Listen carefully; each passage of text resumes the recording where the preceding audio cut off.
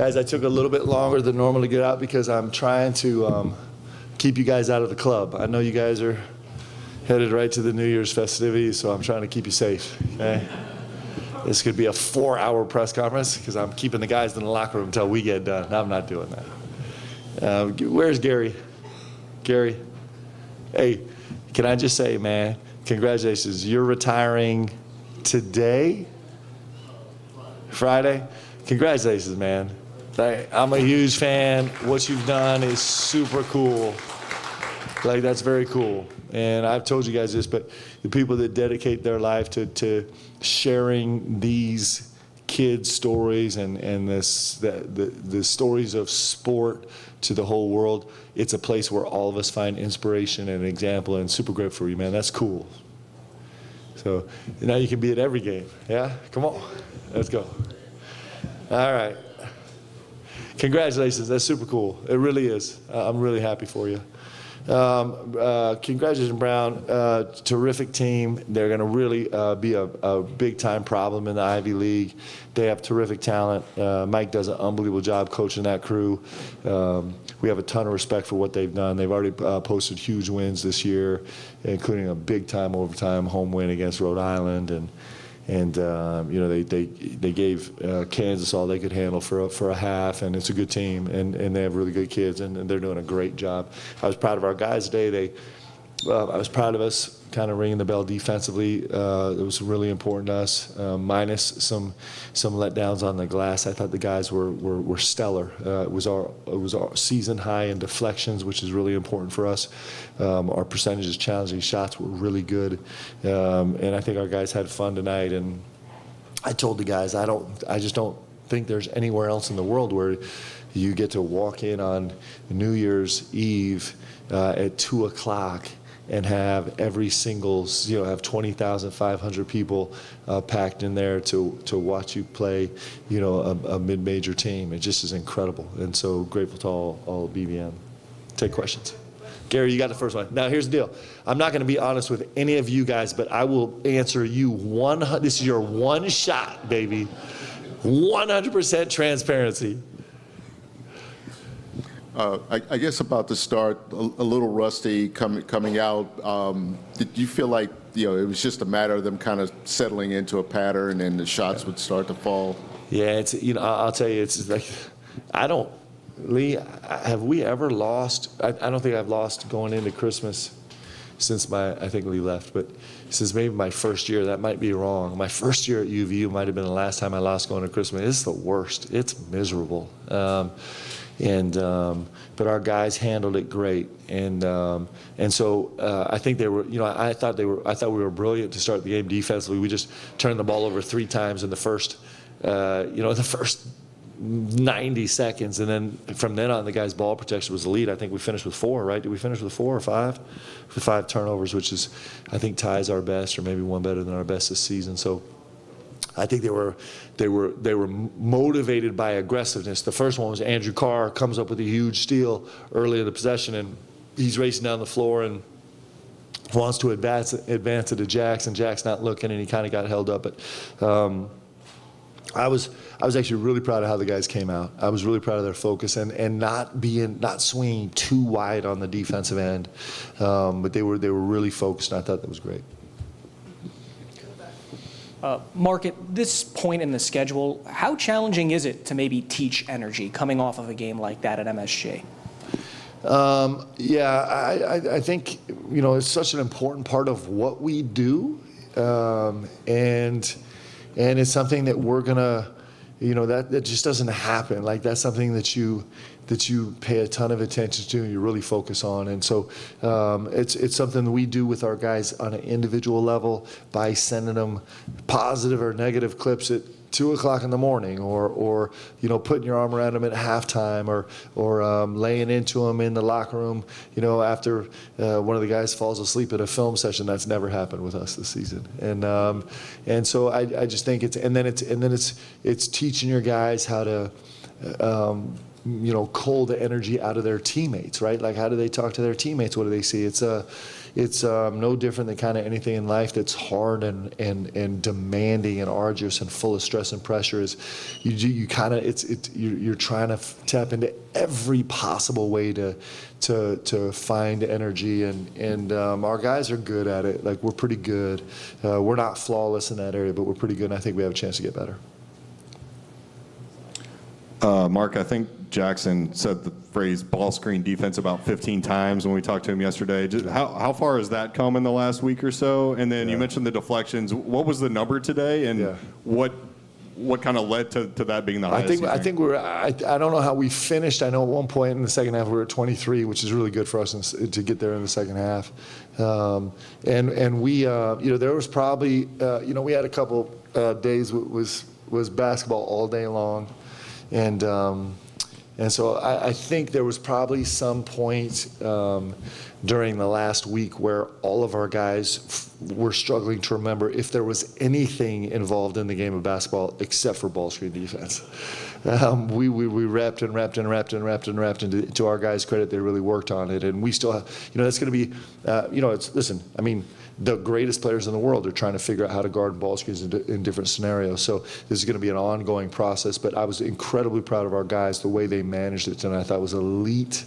I thought their communication was terrific on the defensive end. And then when we did make some mistakes on cutters away from ball screens, I thought our guys did a great job with hands, kind of helping each other. We had one play in particular, actually, I'll bring up. It was really exciting for me.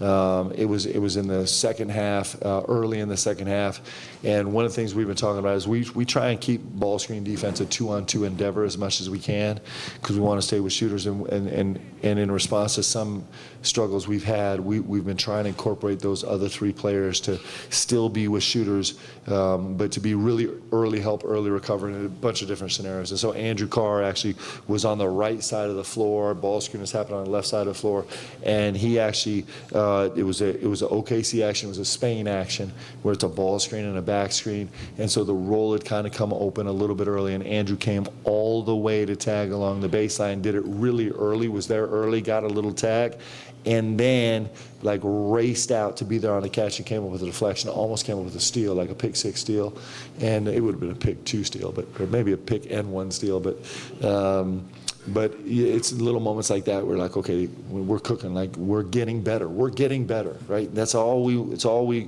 care about. Can we get better? And these guys did. Coach, it seems like you tried a lot of different lineups, went pretty deep in your bench. Of course, Kerr's still out. But what did you learn about those guys and those rotations and lineups before you head into conference play? It seemed like you were trying a lot of different stuff out there as far as lineups and depth goes. Yeah, we're putting different guys together, just trying to figure out how they feel. We spent a lot of time in practice this week with Ansley and Andrew on the floor together, and with Andrew and BG on the floor together, and Ansley and Amari on the floor together. And so that mix up of bigs, I think there's some space in us to make us look different. I thought, the one thing I learned is that the TP is going to keep working into these minutes at the point, and he's going to keep getting more and more comfortable. Like for him right now, he's got so much more to his game than we're probably seeing in the limited minutes he's had so far, because he's still trying to just get over the newness of it. But as he settles in, and he's going to settle in under fire, but as he settles in, he's going to be very, very, very serviceable, giving us some minutes to the point. And Colin Chandler is made just insane amount of progress on the defensive end. Like it's brilliant. He was really good defensively tonight, and he was really good off 2 feet tonight. He was really good as a playmaker tonight. So, and then Trent Noah. The thing I learned about Trent Noah, he's just verified it again, is if we ever need a 3, I just need to sub him into the game and let him shoot it, because he does not need any warm-up time. He's just going to come bang 1 or 2. And so we're learning a lot about how the guys fit together. Kobe, I thought, a lot of kudos defensively, but I thought Kobe was elite defensively. Like he did a lot of make-up ability plays tonight, where he kind of came and blocked a shot late or stripped somebody late, kind of in a ball screen or a penetration rotation. I thought he was really good. So, him. We kind of were playing with the numbers for a long time, and there was some interesting things we learned about when him and Otega are on the floor together that we're trying to figure out what that means, and so a lot. We're digging into all of it. Coach, you mentioned the 5 turnovers in the game today.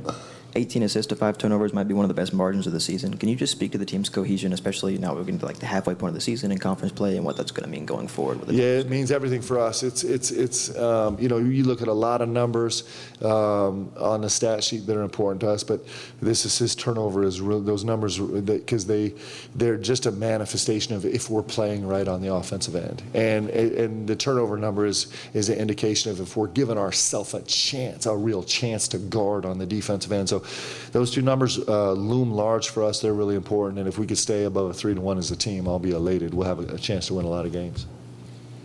Yeah, Mark, assuming my voice holds out, I think you referenced the upcoming SEC could be a bloodbath. What's it going to take to survive that race, and how important is it holding serve at home every time? Yeah, it's every game you're gonna walk in and it's gonna feel like a toss up, and I think when you have that, it's gonna end up with what does your team's execution look like how capable are you of communicating on the floor and executing on the floor, and then I think it's gonna come a lot down to resolve, like how much frustration are you capable of enduring, like where is your emotional reservoir at, like I know that sounds like soft skills, but it's actually defining features of great games. And so it's going to have a little bit of an NBA feel where you can't get too high or too low because you got you don't have time to emotionally rehab from letting yourself be devastated or elated, because you play the number 3 team in the country and 2 days later you're going on the road to play the number 1 team in the country, and then you're playing the number 10 team in the country, and so it's I think it's going to be a matter of just those two things, right? It's like, where are you on the execution scale, and where are you on that durability scale, right? And those are going to matter. Hey, Mark, back here in the center, when you saw Caden and Jasper out there on center court at a point, what did you say to them, and what did it mean to see them tonight? I'm allowed to talk about this, right? For sure. Yeah. Okay. Whew, I was getting nervous. The rules are changing all the time. I was hyped. So the truth is, I'm the last person to know anything. Actually, I'm pretty I only know a lot about very few things, and so I'm in the timeout talking to the staff, and I looked up, and those two kids are standing out there center court. And I got so excited. It was the first time I'd seen them on the court together. And definitely the first time I'd seen them on the court erupt with the joy filled. And I was just like, oh, this is going to be so fun. Like, not even containable. Those two guys are going to be incredible. They're going to work some real magic in this building, and I can't wait to get them here on the court in uniform. They're two beautiful, beautiful kids that are really, really talented and great competitors, and it's going to be fun to watch them grow. Super excited about those guys. Thanks, everybody. Okay, Gary, congratulations. Happy New Year to everybody. Let's go.